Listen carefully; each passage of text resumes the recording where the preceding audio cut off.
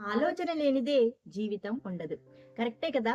అసలు ఆలోచన నుంచే పని మొదలవుతుంది. కనుక అనేక ఆలోచనల యొక్క భౌతిక రూపమే నేటి మన ప్రపంచం. Hello everyone! నమస్తే. నా పేరు Swetha Lekhya. You are watching Swetha Lekhya YouTube channel. ఇప్పటిదాకా గనక నా ఛానల్‌ని సబ్స్క్రైబ్ చేసుకోకుండా ఉన్నట్లయితే వెంటనే సబ్స్క్రైబ్ చేసుకోండి. అలాగే పక్కనే ఉన్న బెల్ ఐకాన్‌ని క్లిక్ చేసి పెట్టుకోండి. ఇప్పుడైతే వీడియోలోకి వెళ్ళిపోదాం రండి. అసలు మన మనసు నుంచి వెలువడే తరంగాలని ఆలోచనను అంటాం. గతంలో మన సృష్టిలో వేసిన ఆలోచన అనే విత్తనం నుంచి మొలకెత్తిన చెట్టు ఫలాన్ని మనం ప్రెజెంట్ లో అనుభవిస్తున్నాం. చెప్పాలంటే ఆలోచనలు 4 రకాలు. మొదటిది వినాశకరమైన ఆలోచనలు, రెండోది నెగిటివ్ ఆలోచనలు, మరి మూడోది పాజిటివ్ ఆలోచనలు, మరి నాలుగవది అద్భుతకరమైన ఆలోచనలు. ఇప్పుడు మొదటిగా వినాశకరమైన ఆలోచన గురించి తెలుసుకుందాం. కొంతమంది విద్యార్థులు తోటి విద్యార్థులు ఫెయిల్ అవ్వాలని, వారికి నష్టం కలగాలని, చెడు జరగాలని ఆలోచిస్తూ ఉంటారు. ఎవరికైతే ఇటువంటి ఆలోచనలు ఉంటాయో వారు తీవ్రంగా తమ జీవితంలో వినాశకరమైన పరిస్థితులను ఎదుర్కొంటారు ఖచ్చితంగా. ఎందుకంటే అటువంటి ఆలోచనలు మొదట ఎవరి నుంచి వచ్చాయో ఆ వ్యక్తి మాత్రం తప్పకుండా నాశనం అవుతాడు. మనలో అటువంటి ఆలోచనలు ఉంటే వెంటనే మార్చుకోవాలి.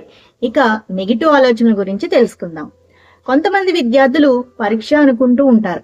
ఈ రోజు ఎగ్జామ్ రాయగలనో లేదో, ఆ పని చేయగలనో లేదో, నేను మాట్లాడలేనేమో, అది సాధించలేనేమో, నేను ఫీల్ అవుతానేమో, ఇలా ప్రతి పనికి భయపడుతూ ముందడుగు వేయడానికి ధైర్యం చేయలేరు.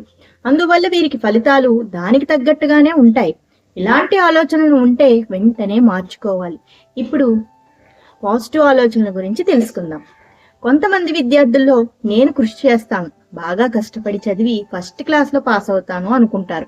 ఇలా వీరి జీవితంలో ఏ విషయంలోనైనా పాజిటివ్గా ఆలోచిస్తారు.